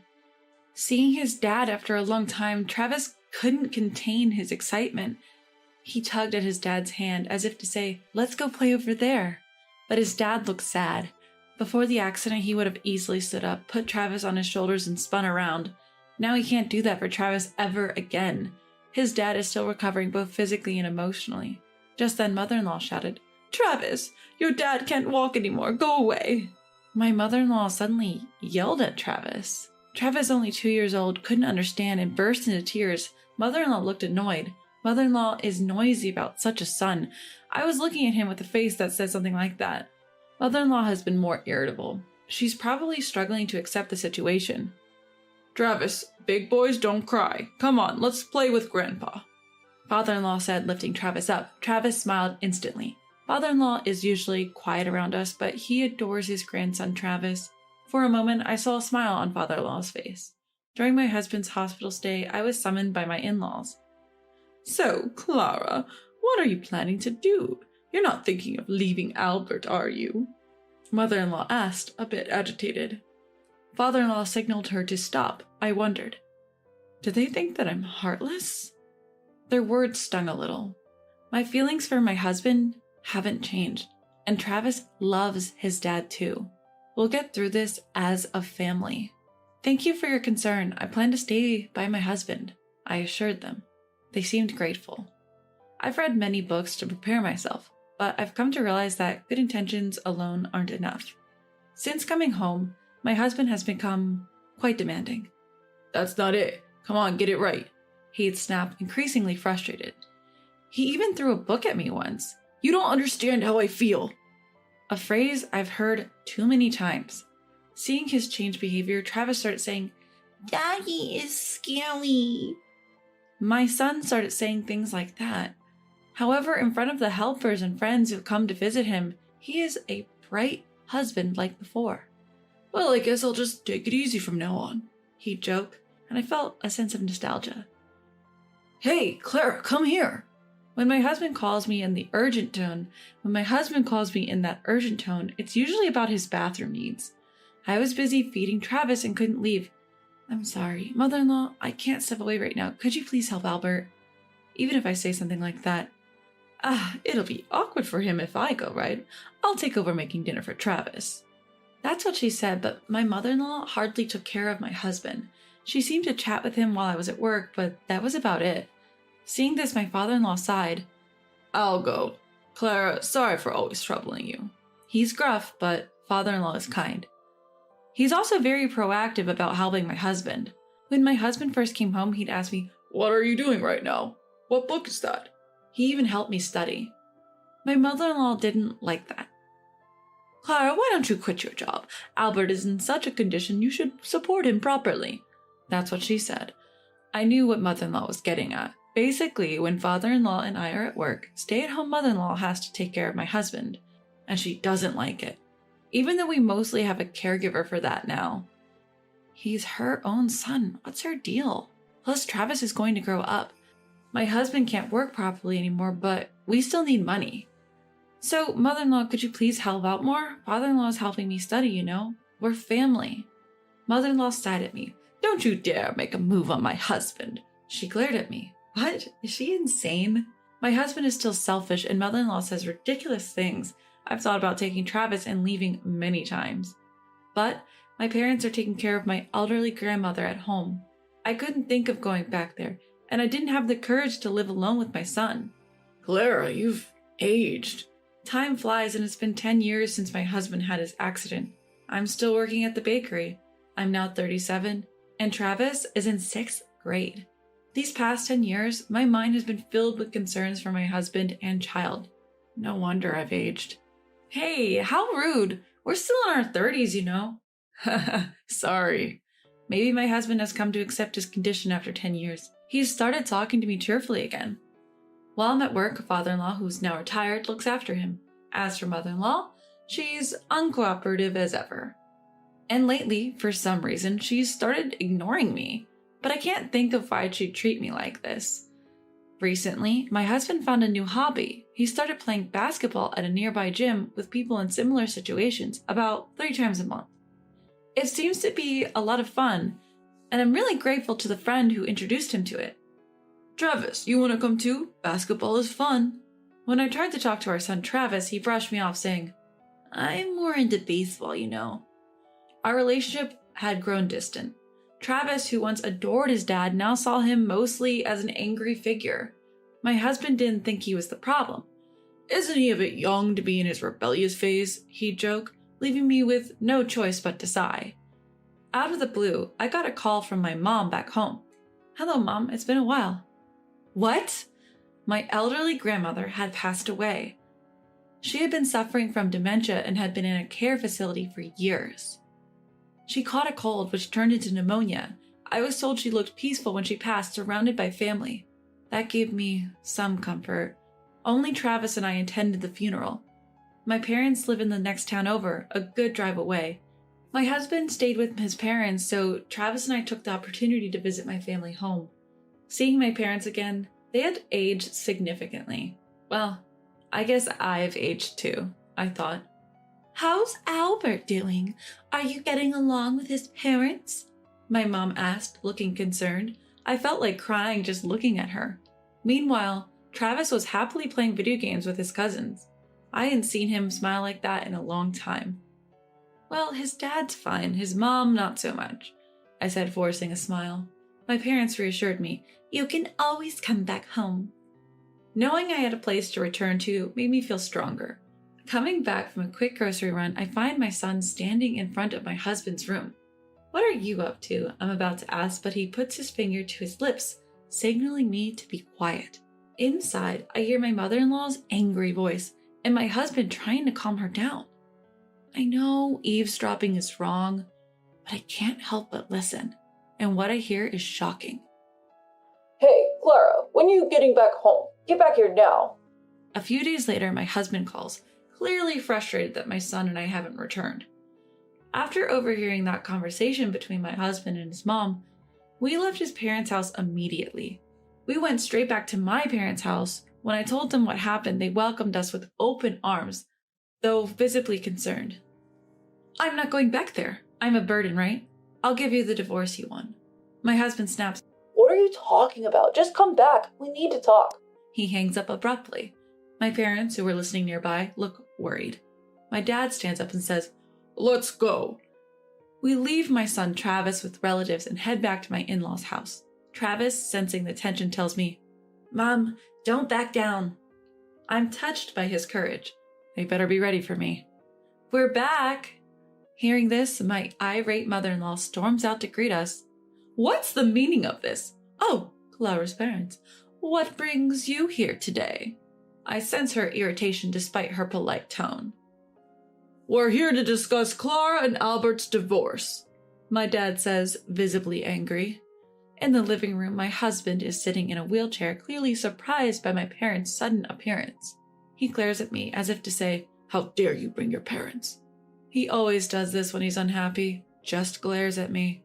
His mom does the same. Lately, he's been staring at me like he's watching me, wondering what he doesn't like. They're like 2 peas in a pod. Do you always glare at Clara like that? My mom asks, also angry. In this tense atmosphere, only my father-in-law remains calm. A few days ago, the police came to our house. They said we were mistreating our daughter-in-law. They left after a brief talk. Do you know anything about this, Clara? Yes, I was the one who called the police, I reply calmly. Upon hearing this, my husband and mother-in-law explode in anger. See, it's all her fault. She's crazy. You should divorce her. If anyone's crazy, it's you two. My husband is nodding in agreement next to me. But father-in-law is different. Clara, there must be a reason. Speak up. He says this in a gentle voice. A few days ago, I came back here. Albert and the others didn't seem to notice, but what I heard was so horrifying. I realized I can't live with them anymore. Father-in-law wasn't home at the time. He looked puzzled, but these two are different. Their faces have turned pale. Do they recognize themselves? What are you talking about? Are you okay? My husband looked at me with a smug face, probably thinking I have no evidence. But my son Travis was quite vigilant. Do you want to see a video? Travis recorded this. I play a video. In it, my husband claims that I've been having an affair for years. After that, I'm plotting to take over the house. He says he's told me multiple times he wants a divorce so he can remarry someone he met through basketball. Mother-in-law is furious after hearing this. Divorce her immediately. She's even flirting with your father. I won't forgive her this time. But mother-in-law wants to keep Travis as the heir. The balcony on the second floor. The floor is old, about to give way. Can't we use that to get rid of Clara? Mother-in-law grins as she says this. That's going too far. But if she gets injured, maybe she'll understand how I feel. That's what they said. The video ends and I quietly put away my phone. Of course, I've never had an affair, and this is the first I've heard that my husband has met someone through basketball. I felt my life was in danger, so I reported to the police. That's all there is to it. But the police only said they'd listen to my story. My husband and mother-in-law are silent, their faces pale. Father-in-law looks angrier than ever. What is this? Are you both idiots? I thought I was the fool. Thank you, father-in-law, for always being there. I genuinely felt that way. Despite all this, mother-in-law starts talking nonsense about how parents should let their children be with the ones they truly love. Realizing that staying here would be pointless, my son and I start to pack up to leave. Can you believe her? After letting her stay in our home for 10 years, she's so ungrateful. My mother-in-law glared at me as she usually did and said that. In response, my dad said, I've heard a lot about you from my daughter, but this is the first time I've talked to someone and been so uncomfortable. In response, my dad calmly said, My mother-in-law kept muttering, but wouldn't stop bad-mouthing me. Fed up, I finally snapped, Enough! Who's the ungrateful one here?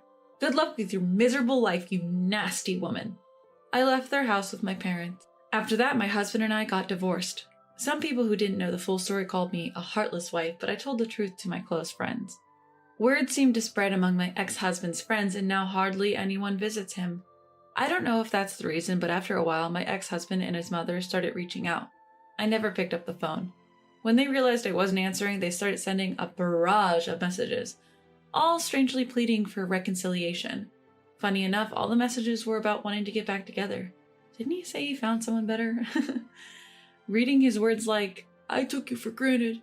Now that you're gone, I realize your worth. I thought, realizing it now? Too little, too late. I told my ex-husband, if you keep contacting me unnecessarily, I'll go to the police. And after that, the messages stopped cold. I moved back to my parents' home in the next town over and opened a bakery in a nearby vacant shop. The only employees are me and my parents.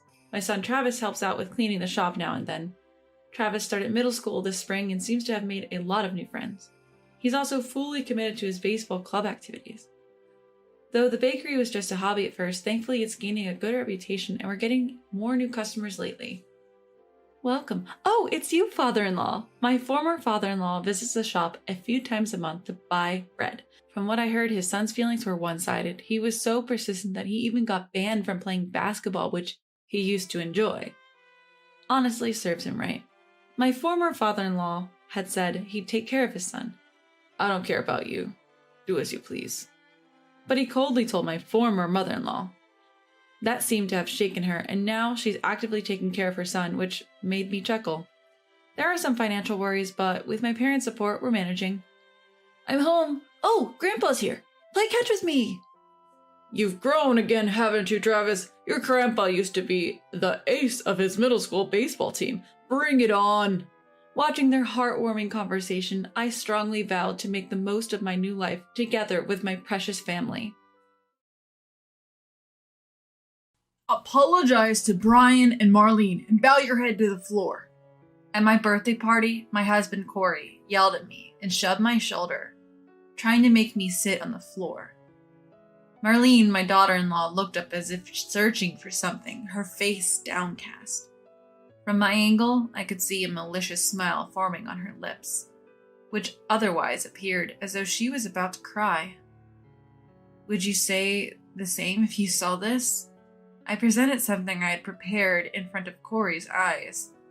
The time had come to reveal everything after being continuously mocked. My name is Sienna, and I turned 73 this year. Corey had stayed on as an advisor at his company even after retirement, but finally stepped down last year to enjoy his retirement. We've led a quiet, if ordinary, married life since we wed, without even arguing much. Our eldest son, Brian, got married a few years back and moved out. With our parenting duties complete and no other worries, life was good, though we're not exactly swimming in money. We've saved up a decent amount for our retirement. Living together with just Corey, there's really nothing we lack. We expected this peaceful life to continue. The change in our lives came with our eldest son and his wife moving in. Initially, they lived in a rental apartment, but they recently expressed a desire to live with us. True, Brian's workplace is closer to our home. Marlene is a housewife, so she doesn't have to worry about commuting.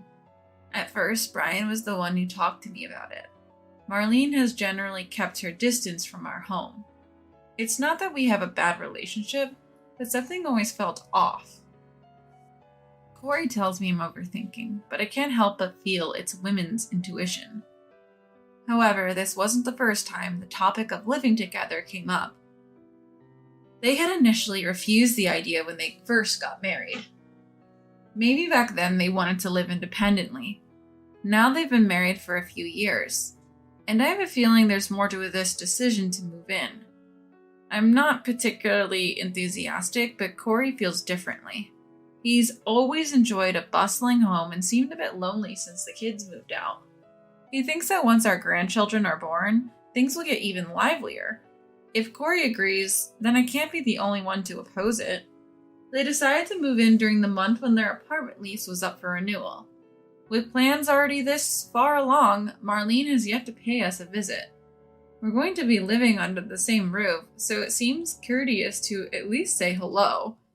Marlene's ongoing absence makes me wonder if she's actually against moving in. In the end, Marlene showed up on moving day. She arrived with the movers.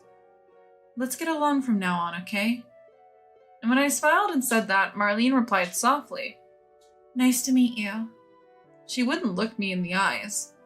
I swear, there was no harassment from my side. No mother-in-law and daughter-in-law drama or anything like that. But still, her attitude. Even for someone as patient as me, it was irritating. Corey didn't seem to mind much and started showing the newlyweds to their room. We had made some repairs and adjustments to the room they'd be staying in, considering it would now be a shared living space. The room had been renovated to their specifications. Huh? Is it really this small?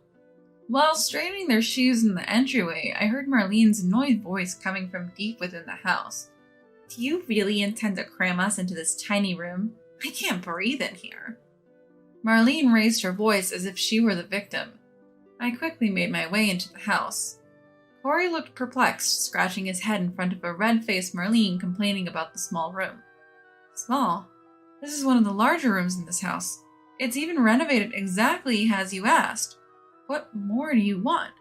I couldn't help but let my annoyance seep into my voice since Corey was taking heat. That's when Marlene finally looked at me. For the first time since we greeted each other, she locked eyes with me. So you're Sienna? You plan to shove us into this storage closet? I was taken aback by her harsh words. It was absurd. Brian also tugged at her sleeve, saying, Hey. But Marlene was unstoppable. She started talking about how her family's home had rooms far more spacious than this, just for storage. She stressed how the stress came from the difference in lifestyle and standards between her family and ours. She even started talking about how rich her family was and how poor we were in comparison. I never thought Marlene could have so many complaints. I thought even the tolerant Corey would get mad at this point, but he was just calmly trying to soothe Marlene. From Ryan's attitude, I could tell this was a usual occurrence for them. Marlene kept complaining for about 15 minutes, but finally seemed to realize that nothing would change by doing so. She entered her room and slammed the door shut. Corey and I exchanged glances inside. So began our tumultuous life with the newlyweds. I had hoped that Marlene would eventually get used to this home. After all, as a housewife who wasn't working, she'd be spending most of her time here. I can't deny that I had some ulterior motives for starting this joint living arrangement. As I've gotten older, household chores requiring physical strength have become more challenging. Though I wish Marlene would lend a hand, she stays cooped up in her room all day and doesn't help out at all. I handle the laundry, putting it in a hamper in the laundry room and then hanging it out to dry. Once dry, I fold the laundry and leave it in front of my eldest son and daughter-in-law's room. Marlene only leaves her room during mealtimes. She devours the food I make while complaining about it. Corey doesn't seem concerned about Marlene's attitude at all. Since moving in, my eldest son and his wife, utility bills and food costs have doubled. Housework has doubled too. Despite all this, they don't contribute to household expenses. I felt emotionally and financially cornered. One day, I must have looked worn out. Corey brightly remarked, "Your birthday's coming up soon." I looked at the calendar, and sure enough, there was a mark on my birthday, a tradition Corey maintains every year. "What would you like for your present this year?" he asked. I sensed Corey was trying to cheer me up. I felt like I couldn't stay down in the dumps forever. Actually, there is something I want. I told Corey I wanted a wristwatch. The one I had was broken, and when I tried to get it repaired, they told me the parts were unavailable. Even though I don't usually wear a watch, I feel uneasy without one when I go out. Corey seemed to remember saying, "Oh yeah, it was broken." "I look forward to your wristwatch," he said with a bright smile. Seeing that smile, I find myself smiling genuinely for the first time in a while. I decided to make an effort to avoid looking miserable or irritated. A few days later, I accidentally overheard Corey and Brian talking in the yard. It seemed they were planning my birthday gift, a wristwatch. I thought about leaving, but didn't want to draw attention to myself, so I stood quietly, blending into my surroundings. "Can you buy Mom's watch with this money? I'm not sure what women like, so consult with Marlene, and let's keep it under $1,000 so Mom won't feel overwhelmed." With that said, Corey handed Brian a bank envelope.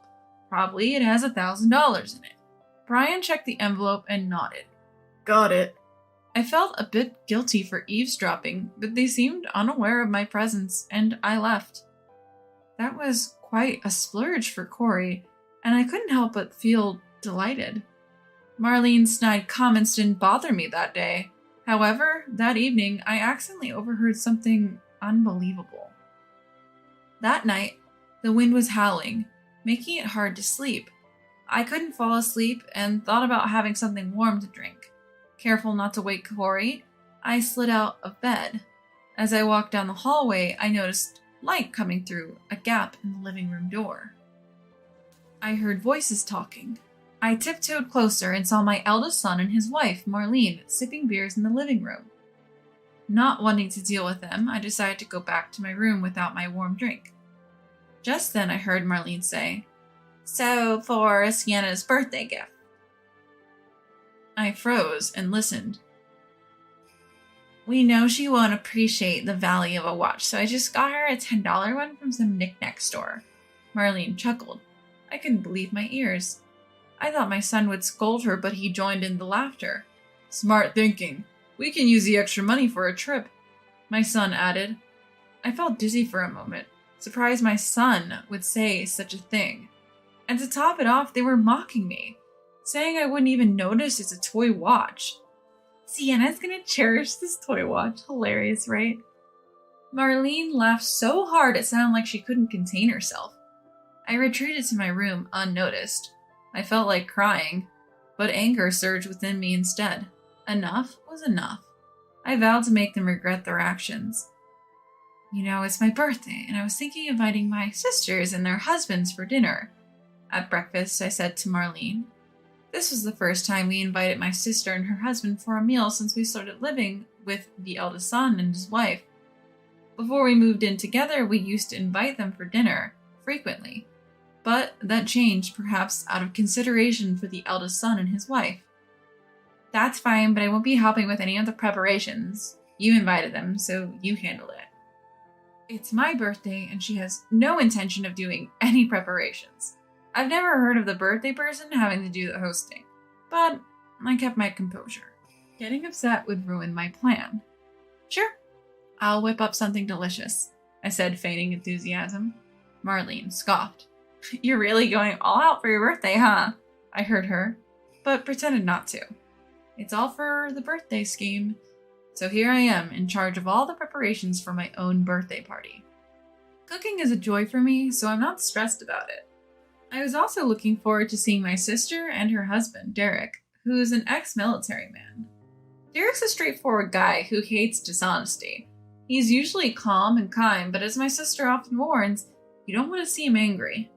They both get along well with Corey and are currently taking golf lessons together. Derek is the kind of guy who checked in with me when I started living with my eldest son, asking if everything was okay. I have a feeling he'll be on my side. Flipping through my collection of recipes, I decided to prepare something both my sister and her husband enjoy. I can't help but smile as I do this. Fast forward to the day of my birthday and I'm swamped. It's ironic that the birthday person should be so busy, but what can you do? Marlene is not lifting a finger, just lazing around the house. She occasionally sneaks into the kitchen to snack on something and leaves. Corey has gone to his golf classes and will bring my sister and her husband back when he returns. I hurried to get everything ready in time for the evening. As for my eldest son, he took the day off to gamble. I've always warned him to be moderate, especially since he's had a gambling issue back in college. But ever since he started dating Marlene, it seems like he's picked up his old habits again. They even go gambling together on their days off. By the evening, everything is set. Corey arrives with my sister and her husband. Derek brings me a large bouquet of flowers, instantly lifting my mood. I still love my birthday, no matter my age, especially when celebrated by those close to me. I repeatedly say, thank you, as I accept the bouquet. Marlene, seeing the large bouquet, mutters under her breath, they'll just die anyway. She meant for only me to hear it, and I quietly scold her, saying, don't be rude. Usually I let her comment slide, but not this time. She seems surprised, then clicks her tongue in annoyance. Her pretty face is spoiled by her pettiness. My sister greets me. It's been a while. Marlene immediately puts on a charming smile. My sister is so naive. She believes there are no bad people in the world and has no clue about Marlene's two-faced nature. We gather in the living room for the birthday celebration. I've prepared a large table with all of my sister and her husband's favorite foods, as well as Corey's. I intentionally left out my son and Marlene's favorites. Marlene seems to notice this and whispers something to my son. Ignoring her, I start the birthday party by saying, thank you all for coming today. It always feels good to have your birthday celebrated no matter how old you get. My sister smiles and says, you never change, do you? Corey and Derek start sipping their wine. My eldest son and his wife remain sulky, silently digging into their meal. They occasionally nod or hum at our conversation, not really participating otherwise. As we near the end of dinner, my sister brings out a birthday cake from the fridge. I didn't prepare a cake myself, so this is a happy surprise. Although the number of candles is random, it reminds me of childhood birthdays I spent with my sister. We have a gift for you too. Take it as a present from all three of us, says Corey, nudging my eldest son. I catch Marlene, flashing a sly grin at that moment. My eldest son hands me a beautifully wrapped box with a ribbon. This watch you won, it cost around $1,000. Take good care of it, he says a bit arrogantly. Corey seems a bit annoyed by his tone, but keeps it in check to maintain the atmosphere. Thank you. It's a very expensive watch, I say, taking the ribbon box in both hands. May I open it? I ask Marlene, who smiles and says, of course. She rarely graces me with such smiles. I carefully untied the ribbon and unwrapped the box. Inside is a watch with a thin leather strap. I can instantly tell it's cheap. Even its secondhand wobbles. Is this the watch you picked out, Marlene? How lovely, I say, holding it up for her to see.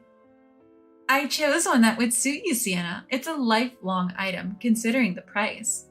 Marlene grins and replies, That's the last straw. How much more is she going to mock me? Without a word, I toss the watch in the trash. The room falls silent. How dare you! Apologize to Brian and Marlene. That's a $1,000 watch. They picked it out for you. Corey is the first to raise his voice. He grabs my shoulder, trying to force me to kneel. Marlene feigns tears, muttering, How terrible!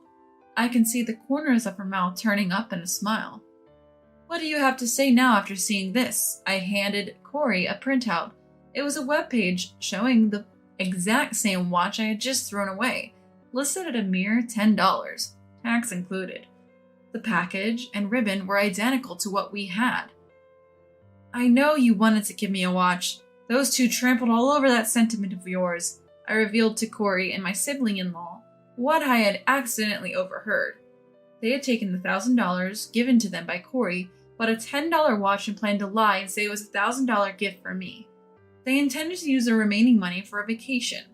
In the corner of the living room were a few brochures of hot spring resorts that had been set aside while cleaning. My sibling-in-law seemed to have noticed them. You thought I wouldn't recognize the value of things, so you figured you could give me a toy watch without me knowing? You seemed pretty pleased about it. Enough with the mockery, I told my eldest son and his spouse. It was rare for me to speak up so strongly. Sienna, that's outrageous. Stop these weird accusations. Are you trying to shame me in front of everyone? You're the one who's always lying. Marlene started accusing me of constantly lying, saying that I've been telling the neighbors she doesn't do any housework, even though she does all of it, or claiming I cooked today's meal. I was speechless. Right, Brian? Marlene turned to Brian for agreement after her rant. Yeah, that's right, Brian chimed in, probably not wanting to offend his aunt and uncle. Then Derek quietly picked up the watch from the trash can. This is a toy. It's not a $1,000 watch. With a controlled fury, he muttered this and threw the watch at the feet of my eldest son and his wife. The sound of breaking plastic filled the air. Corey, who seemed to come back to his senses after Derek's words, loosened the grip he had on my shoulder. My eldest son and his wife looked pale as ghosts. You've been making fools of us, haven't you? You could see Brian trembling at Corey's words. He knew all too well that when Corey, who rarely gets angry, does get angry, there's no controlling him. Marlene was clueless. Look, it's a waste to give expensive gifts to someone who doesn't appreciate their value. We could make better use of that money by traveling, she brazenly declared. The next moment, Corey's angry shout, Get out! Echoed through the living room. He promptly ushered the couple out and dragged them all the way to the front door. Once outside, he locked the door behind them. From the other side of the door, the voice of my eldest son and his wife pleading to be let back in was audible. But neither Corey nor my younger sister and her husband had any intention of letting them in. Corey apologized to me, saying, I'm sorry, didn't realize all of this sooner. Hearing his sincere apology made me feel like this was the best birthday ever. After that, Corey never allowed our eldest son and his wife back into the family home. The cohabitation was over. Their belongings were sent to Marlene's parents' house, and any further contact was strictly ignored. My eldest son and his wife were suddenly homeless, taking refuge at Marlene's family home. However, there was no place for them there, as Marlene's sibling and their spouse were already living with the parents. Soon enough, they were kicked out and had to rent a small apartment to start their new life. Rumors were they had no savings, possibly spent on gambling, and Marlene's brother had to cover their apartment deposit. It seemed Marlene had already been cut off financially from her own family, with a strict warning that no more help would come. Marlene, once a housewife, was now working part-time to support their new life. As for me, life had become easier since we stopped living with them. I finally had time for myself. Corey also started to treat me better than before. Despite the difficulties, I felt like our marital bond had strengthened. And perhaps this was the happiest we've ever been.